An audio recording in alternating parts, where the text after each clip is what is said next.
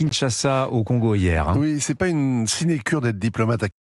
Tout de suite. Mais d'abord, l'édito international d'Europe 1. Bonjour Vincent Hervouette. Bonjour Dimitri, bonjour à tous. Vincent, vous revenez ce matin, approchez un petit peu le micro de votre bouche, Vincent, qu'on vous entende clairement. Voilà. Vous revenez sur l'incendie d'une partie de l'ambassade de France à Kinshasa au Congo hier. Oui, c'est pas une sinécure d'être diplomate à Kinshasa, le danger vient de la rue. Il y a 30 ans, l'ambassadeur Philippe Bernard a été tué par une balle perdue alors que sous ses fenêtres, soldats mutinés et loyalistes réglaient des comptes obscurs. Hier, le sas d'entrée du complexe diplomatique a été incendié par des manifestants en colère après la chute de Goma à l'autre bout du pays, à 5000 km de là. Ils s'en sont pris aussi à l'ambassade de Belgique, c'est normal, c'est l'ancien colonisateur, et aux ambassades britanniques et américaines, car les anglo-saxons sont depuis toujours les alliés de Paul Kagame et l'homme fort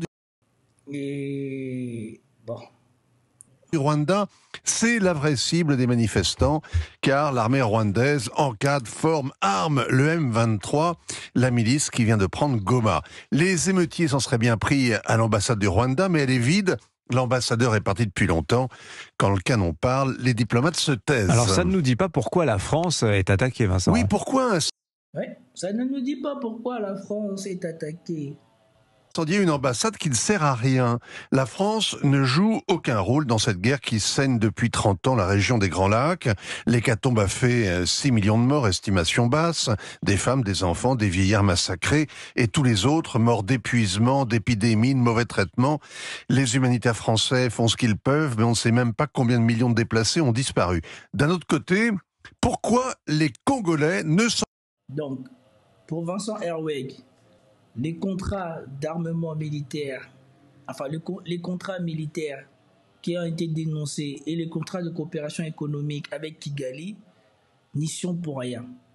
Et surtout, la France n'a pas de moyens, contrairement à la gesticulation qu'elle fait avec la Russie, de mettre la pression à Paul Kagame pour respecter ce que soi-disant serait ce qui est important pour elle. Quand on parle de Russie, le respect de la souveraineté d'un pays et le respect du droit international. S'en prendrait pas à la France, puisqu'elle sert de bouc émissaire dans tout le reste du continent. Au nord, en Algérie, c'est une fièvre aiguë. En Afrique du Sud, c'est une maladie chronique. De soupçonner Paris de néocolonialisme. Le Sahel vient de nous chasser. Je vous rappelle que l'ambassadeur de France au Niger, assiégé dans son bureau, a passé des semaines à avaler des rations militaires, pas des rochers en chocolat. Au Sénégal... Donc, toutes ces dégradations diplomatiques ont eu lieu sous quel président? Ça aussi, c'est quelque chose que je voulais juste souligner pour vous montrer à quel point la France est en déchéance et surtout à quel point Emmanuel Macron a fait couler la France. Parce que quasiment tous ces revers diplomatiques qu'il vient de citer ont eu lieu sous Macron. Dénoncer la France est le credo des nouveaux dirigeants. Même le Tchad a déchiré soudain l'accord de défense et les paras-français ont évacué la base mythique de Faya-Largeau à Noël dernier. La France a une sale réputation. Emmanuel Macron a mauvaise bouche. Alors le président a des relations difficiles, notamment avec le président congolais. Il y a 3 mois, Félix Tshisekedi claquait la porte du sommet de la francophonie, ulcéré que son hôte n'ait pas dit un mot de la guerre subie par le plus grand des pays francophones. Si vous vous souvenez, j'avais commenté ça. Une fois de plus encore, et en plus c'était vraiment insultant, au sommet de la francophonie, là où la majorité des invités étaient des Africains, Emmanuel Macron est venu nous parler des guerres qui se passent ailleurs, sans parler des guerres qui se passent en Afrique, et surtout sans souligner la guerre la plus importante depuis 30 ans.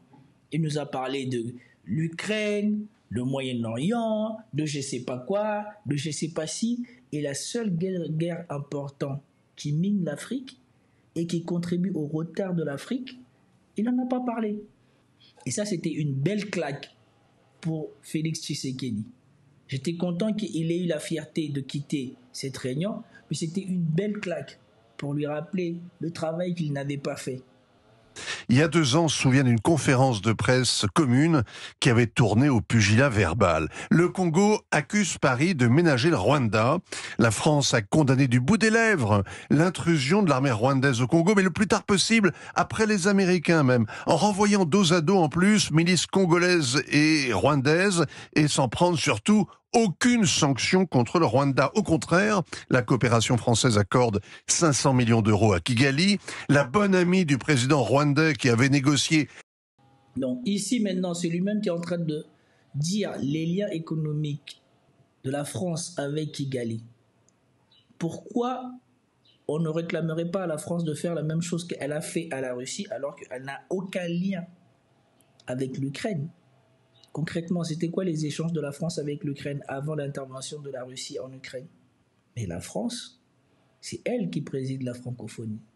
Et le Rwanda, ce n'est même pas un pays francophone. Le Congo, c'est le plus grand pays de la francophonie.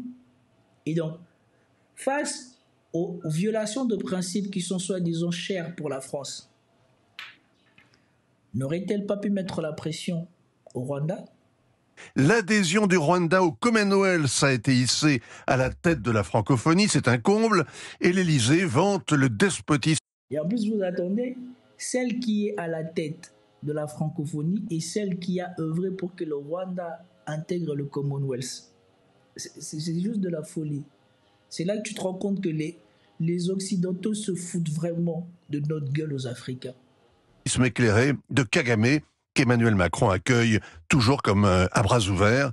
Les Congolais écœurés disent qu'ils devraient être traités comme Vladimir Poutine, et même pire, car les Russes au moins ne pillent pas les mines du Donbass et n'ont pas 6 millions de morts sur la conscience. Finalement, les diplomates à Kinshasa ont de la chance.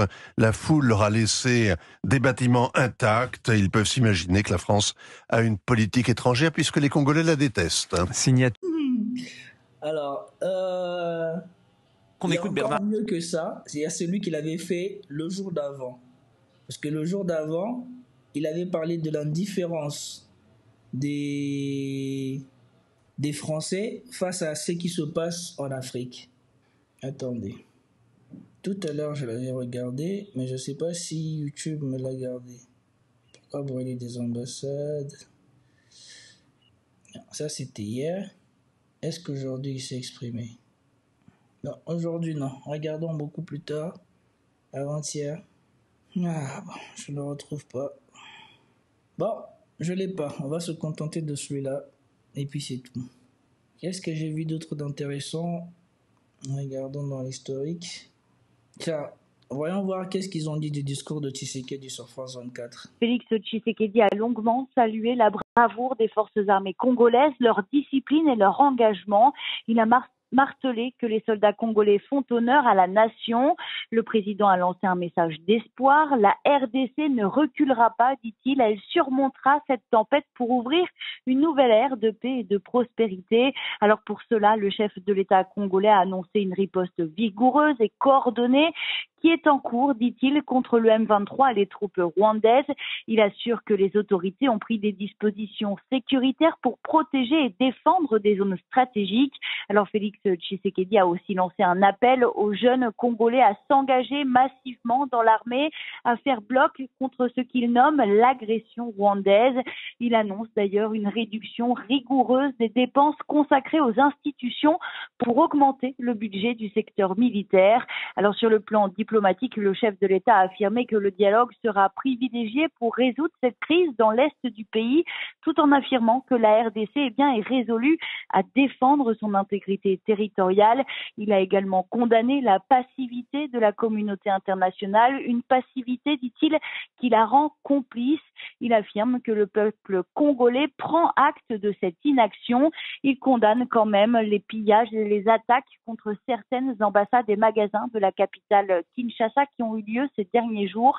Alors ce discours à la nation, la première prise de parole du chef de l'État depuis le début des combats à Goma, elle intervient alors que le M23 et les forces de défense rwandaises se sont emparées de larges parties de la ville. Voilà. Eux-mêmes, ils ont été cléments avec l'analyse du discours de Félix Tshisekedi, à croire qu'ils veulent faire croire que ils ne veulent pas que la situation s'envenime, mais qu'eux aussi, ils seraient pour que on part au dialogue avec ces gens-là, alors que le temps n'est plus au dialogue.